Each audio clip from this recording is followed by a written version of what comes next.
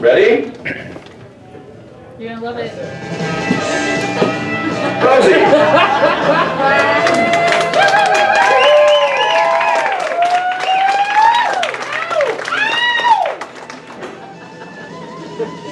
It's alright.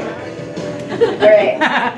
We tried a couple different songs before I chose that one, and then I was just saying, you know, I gotta do what comes from my heart, you know? So, I'm pretty weird. I have a weird obsession with chapstick and pillowcases. I fall down quite a lot.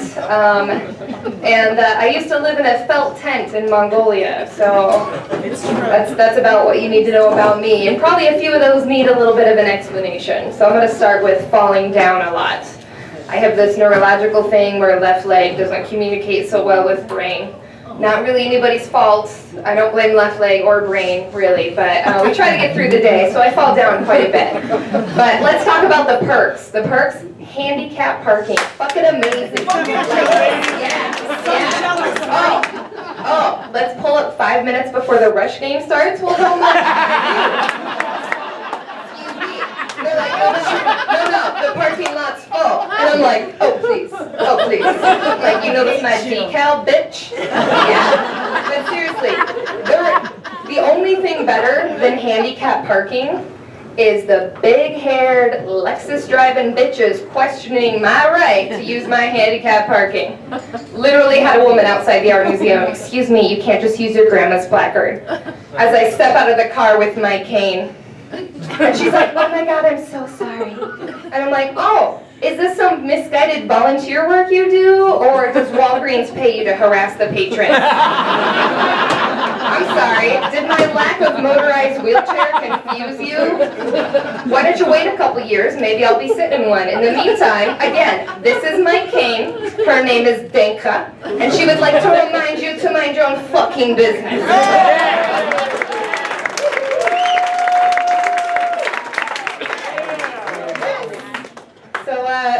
The other thing that probably needs some explanation is the felt tent. Yeah, I lived in Mongolia for 2 years with the Peace Corps. I chose to serve my country with an AK-47, and that's my right as an American. Sure. So I wanted to go to West Africa because I speak French, bonjour. And yet, alors, they did not send me to West Africa, they sent me to Mongolia, so that was weird. So now I speak terrible French and even worse Mongolian. But yeah, so, you know, I'm living in Mongolia, and the Peace Corps was nice enough to place me in a fairly large town. There were several buildings with running water, none of which I lived in or frequented, but I knew they were there, so that was good. Now, I lived in a felt tent on the edge of the town, down a dusty road off of another dusty road. But yeah, there were a few things I could not get in Mongolia. Most importantly, peanut butter. Like, let's be honest. Some spices. Food's very bland. It's nothing like hoo-ha. Don't even get me started.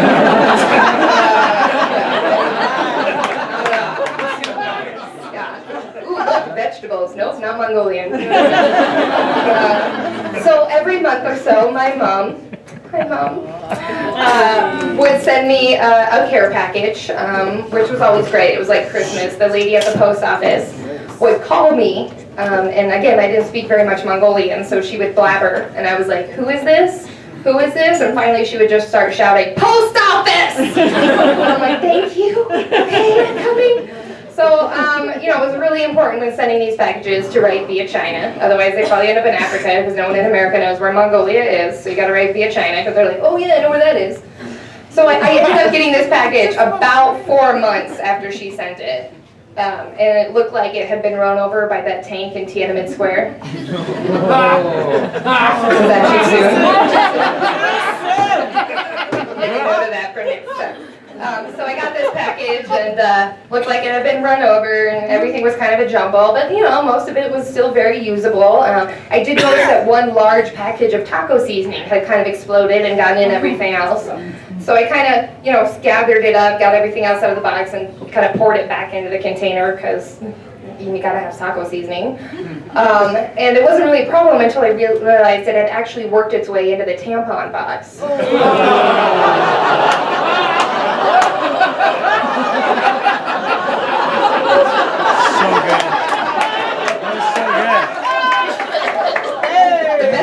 about this is everyone knows where this story is going. Yeah, so I'm like, oh, okay, well, I mean, no big deal, right? I just blow them up a little bit, and I head up to my outhouse. Yeah, I have an outhouse, and I squat and I take care of business, and all of a sudden I experience a very spicy sensation in a place that I didn't know could taste. I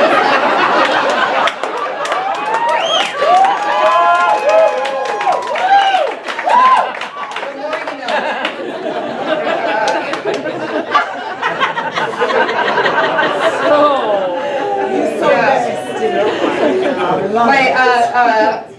I asked people before I started doing this, like, what's the funniest story you've ever heard me tell, so I could make sure to give you the good ones. And someone brought up the night that I almost died 3 times in Mongolia, which I was like, dude, that's not funny. That's I almost died. But seriously, it's kind of funny. They convinced me to ride a horse, and Mongolian horses are hairy little assholes. Like they are shorter than American horses. They're like woolly mammoth crossed with a horse, but small.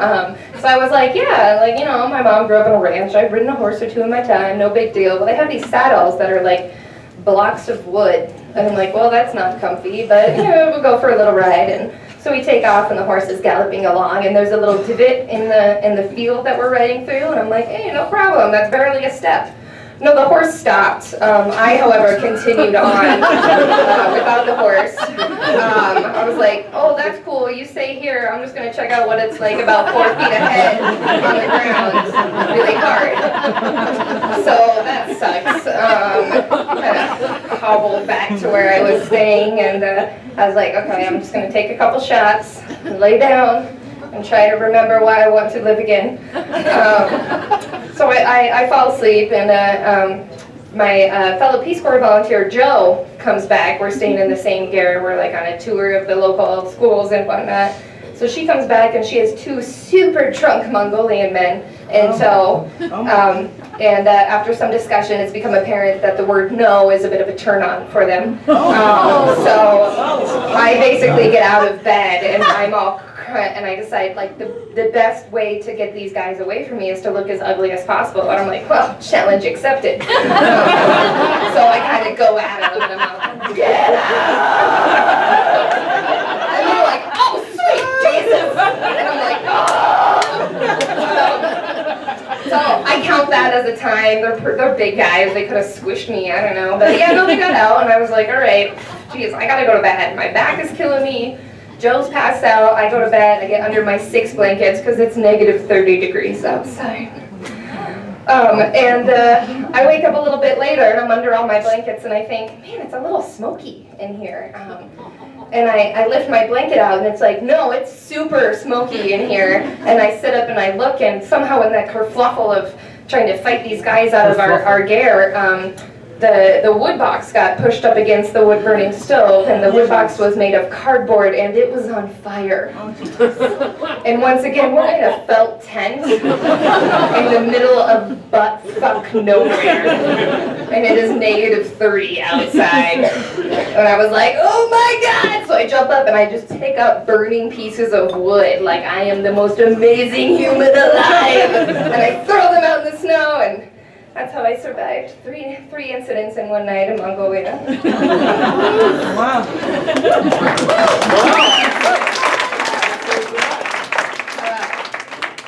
My dad is currently married to his 3rd wife, and I bought her one of those lame plaques with words written on them that you hang in your kitchen that say, we have joy in this family. Because her daughter's name is Joy. That's the only thing I could think of. So, one of the consequences of living in Asia for 2 years is my inability to recognize white people. So if you've ever said hi to me and then later said hi to me and I look at you like you are a stranger danger, it's because I have no idea who you are based on your Caucasianness. So I really appreciate Kurdine. I love you. Because I always know who that bitch is.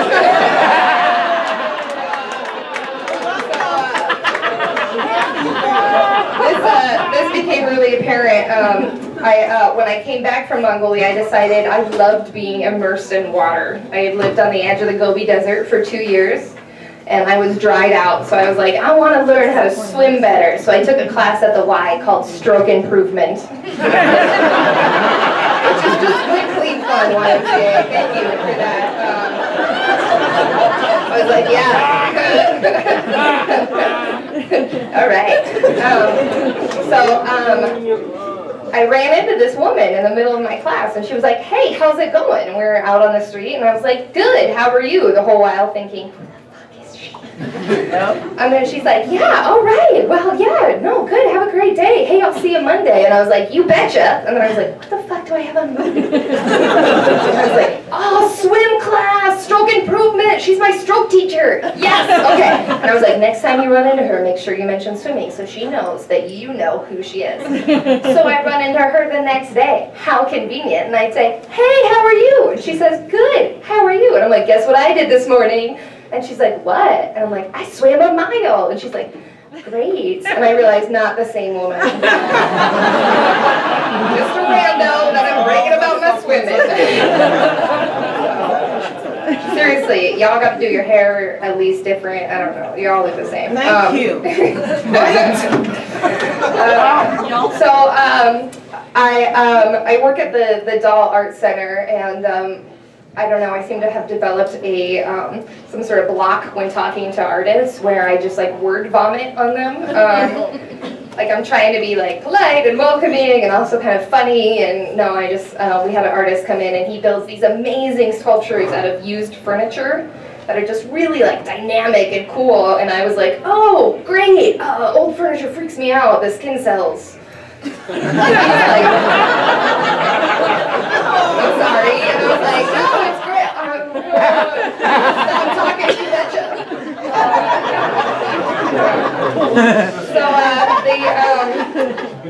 When I tell people about the Peace Corps stint, sometimes they act a little confused because I'm a little precious. I pretty much have to have chapstick, ice water with ice, and lotion with me wherever I go at this point. So I'm also pretty fucking lazy. Like I don't like to do things, like leave my bed. But yeah, and this started from when I was little. When I was younger, my job was to walk the 2 dogs around the block twice after school.